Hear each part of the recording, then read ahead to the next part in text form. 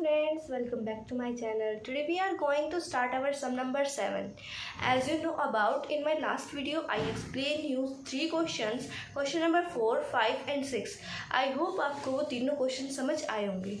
तो इस वाले क्वेश्चन में आपको जो क्वेश्चन नंबर 6 था ना, उसका अपोजिट करना है। उसमें आपने सेट बिल्डर फॉर्म से रोस्टर फॉर्म में कन्वर्ट करना था इंटरवल्स में, एंड देन इसमें आपने रोस्टर फॉर्म से सेट बिल्डर फॉर्म में कन्वर्ट करना है। वही सेम आपको इंटरवल्स का यूज़ करना है। अब देखो, मैंने आपको जैसे बताया था कि इसमें इंटरवल्स का कैसे यूज़ करते हैं। अगर हमारे पास सिंगल साइन है, मतलब कि ऐसा सिंगल एज इट इज़ ऐसा साइन है, सिर्फ ऐसा, तो आप ये वाला इंटरवल का यूज़ करेंगे।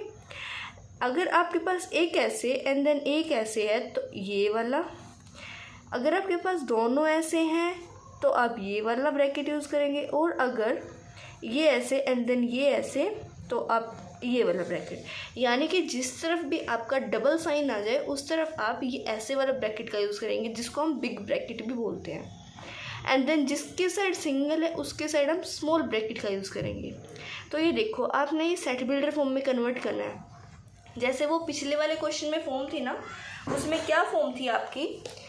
एक तो पहले x such that x belongs to R comma, and then देखो अब इसमें क्या है, ये वाला ब्रैकेट है। तो हम कैसे वाला, ये वाला दोनों साइड आपने ब्रैकेट दे रखे हैं ना, तो हमें ये वाले साइंस का यूज़ करना पड़ेगा।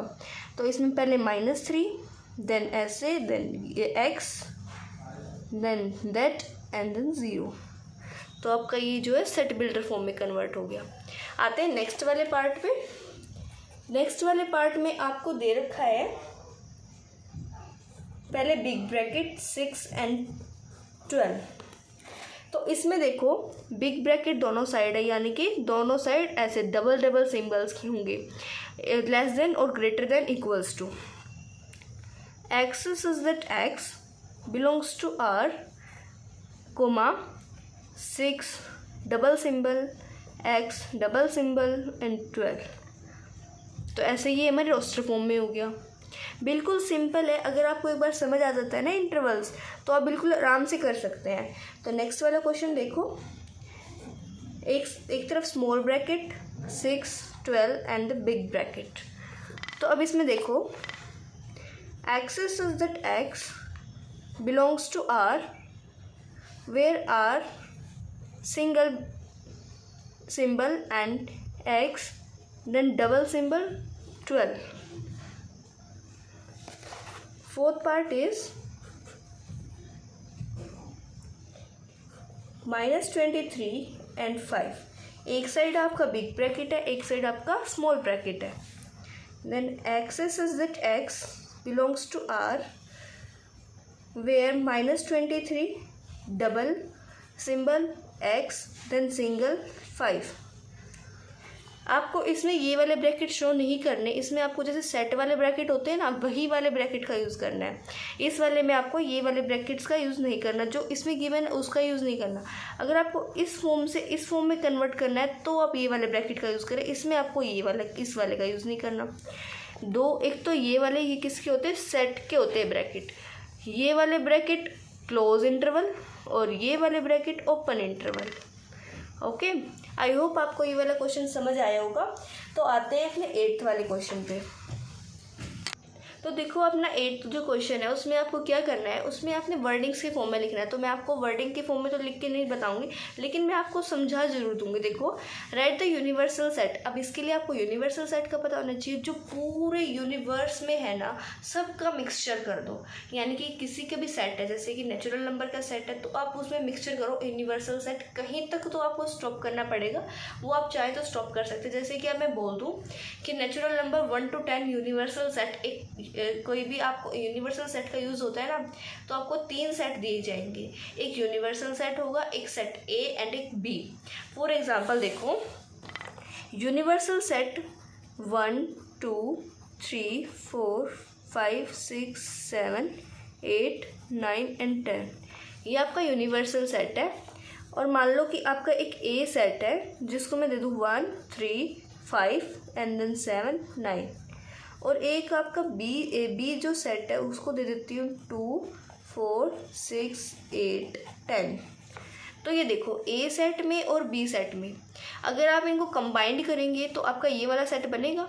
तो यानी कि ए और बी से जो भी आपका एक साथ करके यानी कि ए यूनियन बी, ये इस फॉर्म में लिखा जाएगा जो कि आप नेक्स्ट वाले एक्सरसाइज में पढ़ोगे।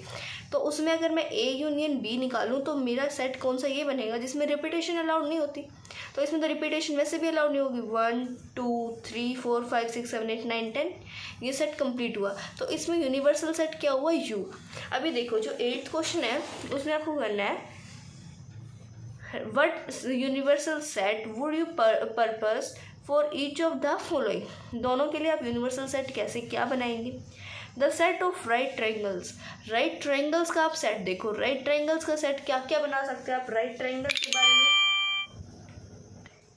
अब आपको जैसे राइट ट्राइंगल का यूनिवर्सल सेट बनाना है। यूनिवर्सल का मैंने आपको अभी अभी मतलब बताया कि यूनिवर्सल का मतलब है उसमें सारे यूनिवर्स की चीज़ें।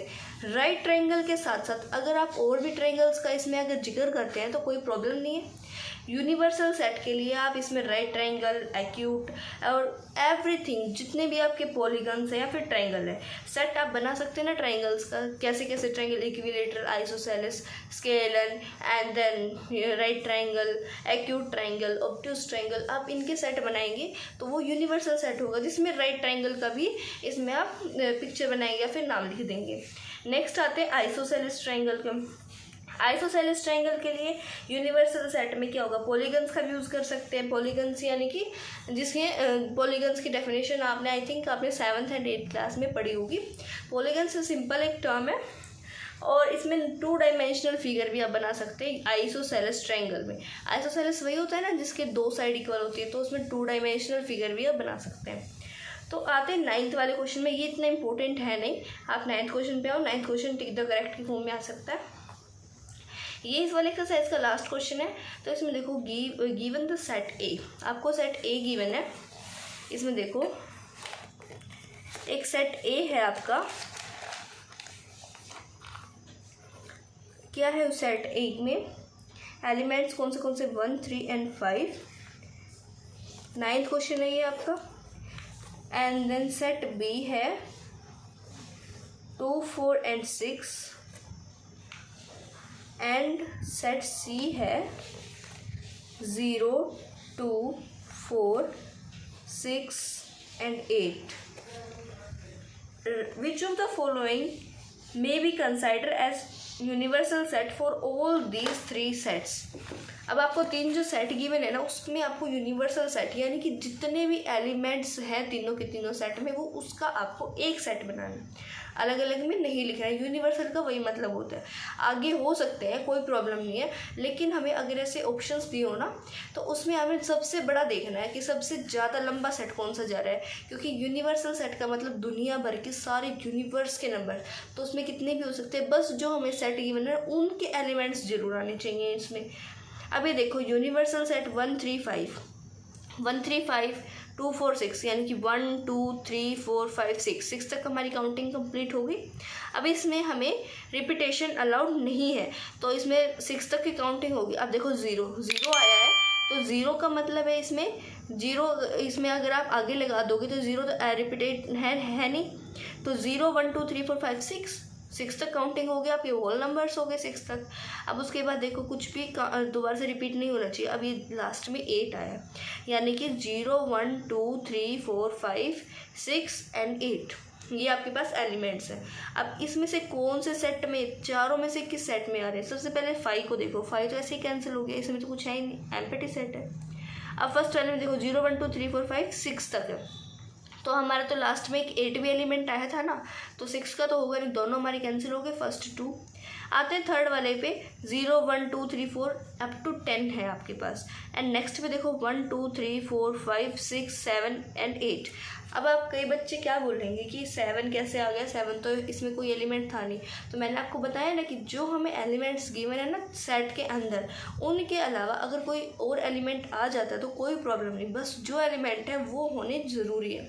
अब अब एक और बात का इसमें क्या यूज़ होगा, देखो दोनों के दोनों तो कैसे जीरो है, जीरो कई बार कंफ्यूज आप हो जाओगे कि दोनों में कैसे होगा, तो हम ये वाला सेट नहीं, इसमें ज़ीरो का भी ध्यान रखना है। और 10 तक की काउंटिंग है, कोई प्रॉब्लम नहीं है, 10 तक हो सकती है, लेकिन हमारे 0 1 2 3 4 5 6 एंड 8 हमारे पास सारे के सारे हमारे 9 के 9 एलिमेंट्स इस वाले सेट में आ रहे हैं, तो हमें कोई प्रॉब्लम तो हो नहीं सकती। आगे अगर 9 10 एंड 7 भी गिवन है तो कोई प्रॉब्लम नहीं है।